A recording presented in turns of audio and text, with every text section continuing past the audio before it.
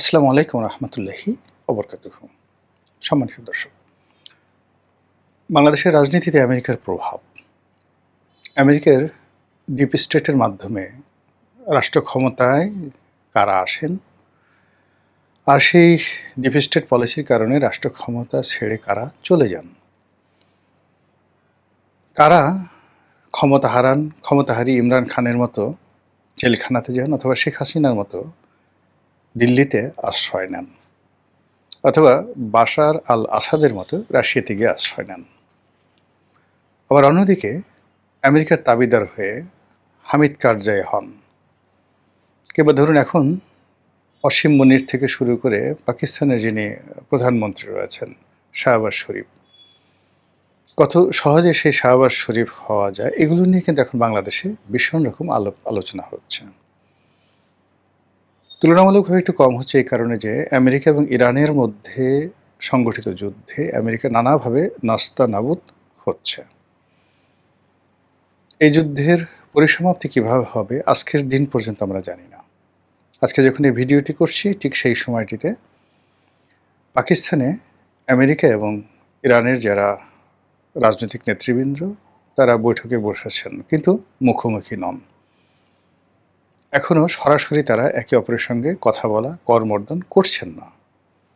অন্যদিকে পাকিস্তানের প্রতিরক্ষা মন্ত্রী তিনি বিশ্ববাসীকে জানিয়েছেন যে ইরান এবং আমেরিকার মধ্যে সমঝোতা হচ্ছে কি হচ্ছে না এই বিষয়ে যেন কোনো মন গড়া শব্দ, কোনো মন গড়া বাক্য, কোনো সংবাদ মাধ্যম প্রচার না করে, তাহলে সারা বিশ্ব বিপদে পড়ে যাবে। যে কোনো একটি ভুল তথ্য এই সমঝোতার যে উদ্যোগ এটিকে ভেস্তে দিতে পারে। তো যেটা বলছিলাম, ইরান এবং আমেরিকার এই যুদ্ধটা যদি সংগঠিত না হতো, বাংলাদেশে আমেরিকার যে তাণ্ডব, সেই তাণ্ডব আমরা হাড়ে হাড়ে টের পেতাম, যেভাবে এখন টের পাচ্ছে ল্যাটিন আমেরিকার দেশ ভেনিজুয়েলা।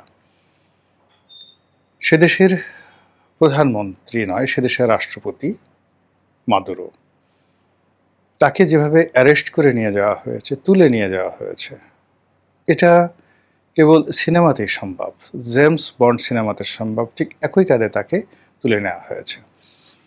কিংবা যেভাবে ইরানের উপর আক্রমণ চালিয়ে তাদের প্রধান ধর্মীয় নেতা আয়াতুল্লাহ আলী খামেনিকে যেভাবে হত্যা করা হয়েছে, এবং এই হত্যা করার আগে প্রায় 2 বছর ধরে তারা ঘোষণা দিয়েছে যে তারা ইরানের সর্বোচ্চ নেতাকে হত্যা করবে, এবং সেই কাজ তারা করে ফেলেছে। কিন্তু সরাসরি যুদ্ধে জড়ানোর পর প্রকৃতি, পরিবেশ, ইরানের জনগণের মনোবল এবং সেখানকার সামরিক বাহিনীর রণকৌশল, সর্বোপরি হরমুজ প্রণালীর মতো একটি প্রাকৃতিক যে সম্পদ, বা যেটাকে বলা হয় একটা অমোঘ মারণাস্ত্র, একটি উত্তম ব্রহ্মাস্ত্র, যেটিকে আল্লাহ রাব্বুল আলামিন ইরানকে দান করেছেন। এই হরমুজ প্রণালী ব্যবহার করে ইরান যেভাবে এই যুদ্ধের সমস্ত গতিপথ পাল্টে দিয়েছে, যদি সেটি না হতো তাহলে আমেরিকা নিয়ে বাংলাদেশে যে সকল আলাপ আলোচনা হচ্ছে সেই সকল আলাপ আলোচনা অনেক অনেক বেশি হতো। আমেরিকা যে সকল দেশকে টার্গেট করেছে, যে সকল ব্যক্তিকে টার্গেট করেছে, যে সকল রাষ্ট্র এবং সরকার প্রধানকে টার্গেট করেছে গত 70 বছরে, তারা সবাই ভ্যানিশ হয়ে গেছে। সেই দেশ সার্বভৌমত্ব সবকিছু তছনছ হয়ে গেছে। এমনকি তাদের যারা বন্ধু, দীর্ঘদিন তাদের যারা বন্ধু, কোনো কারণে তাদের যদি সন্দেহ হয় যে এই বন্ধুটি আর আগের মতো কাজ করছে না, তখন তারা সরিয়ে দেয়, যেভাবে সৌদি আরবের বাদশা ফাইসালকে তারা মেরে ফেলেছিল। তো বাংলাদেশে আমেরিকার যে দাপট, এটি আমরা আসলে প্রথম দিকে টের পাইনি। যখন আমি নিজে সংসদ সদস্য ছিলাম,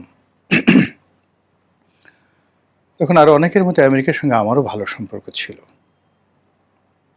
আমেরিকার রাষ্ট্রদূত কিংবা আমেরিকার ফেলোশিপ নিয়ে সে দেশে যাওয়া, সে দেশে ভ্রমণ করা, এই সুযোগ আমার হয়েছে।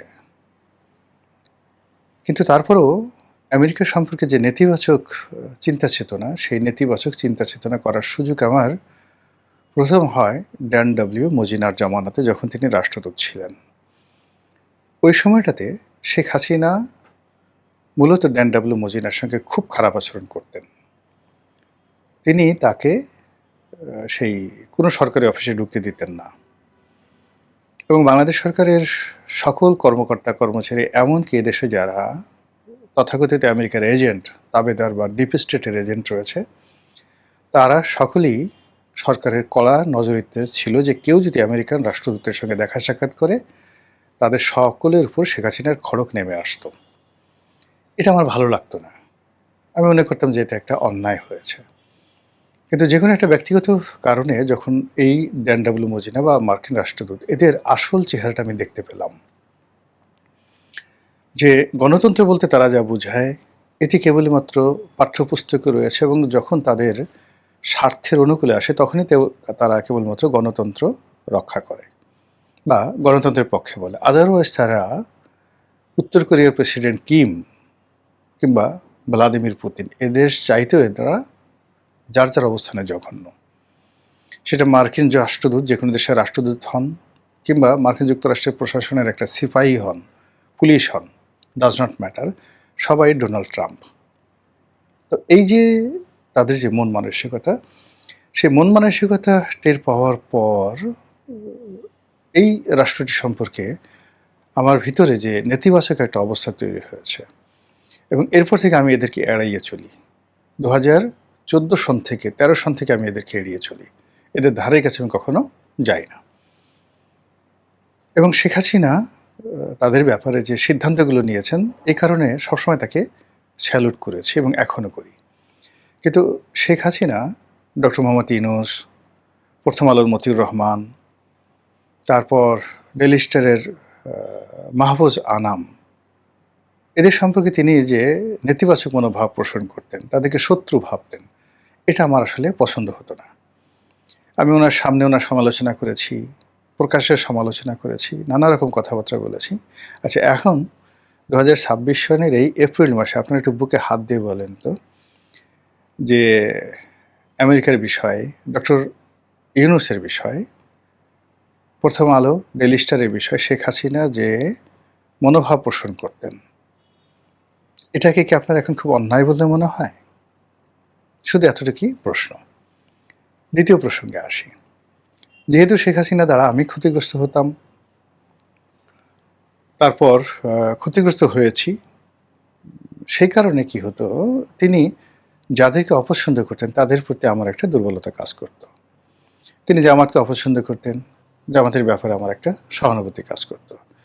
তিনি তারেক রহমান সাহেবকে ভীষণ রকম অপছন্দ করতেন। অনেকটা শেখ হাসিনার সাথে জিদ করে আমি তখন সেই তারেক রহমান সাহেব সম্পর্কে, বিএনপি সম্পর্কে পত্রপত্রিকায় লিখতাম, ইতিবাচক নানা রকম কথা বলতাম। তখন আসলে আমি ছাড়া তারেক রহমান সাহেবের নাম লেখার মতো, পত্রপত্রিকায় তার নাম উচ্চারণ করবে, এই ধরনের কোনো একটা লোক পুরো 2000 মানে কি বলবো 10 সন থেকে একেবারে উনি যেদিন পর্যন্ত ছিলেন একজন ছিল না। তারা রাজনীতির মঞ্চে কথাবার্তা বলতেন, কিন্তু পত্রপত্রিকা লেখায়, টেলিভিশনে এসে সব ধরনের কথাবার্তা বলা অসম্ভব ছিল।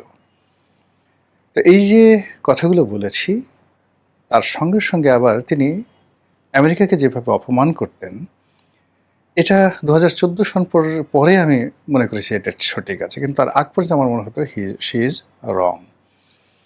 তিনি কেন হিলারি ক্লিনটনকে পাত্তা দিতেন না, কেন বারাক ওবামাকে পাত্তা দিতেন না, কেন জন কেরি পররাষ্ট্রমন্ত্রী তাকে পাত্তা দিতেন না, এবং আমেরিকাকে দুই চোখে দেখতে পারছেন না। আমেরিকা যখন বাংলাদেশকে, যাকে বলা হয় বাংলাদেশের উপর নিষেধাজ্ঞা দিল, তিনি তখন স্বাগত জানালেন, ড্যাম কেয়ার, যে ওরা কী করবে, র্যাবকে দিচ্ছে, পুলিশের আইজিকে দিচ্ছে, ডাজ নট ম্যাটার। সে বলল যে আমরা কেউ আমেরিকা যাব না, আমেরিকায় যাব না, আমেরিকার কোনো কিছু আমাদের দরকার নেই।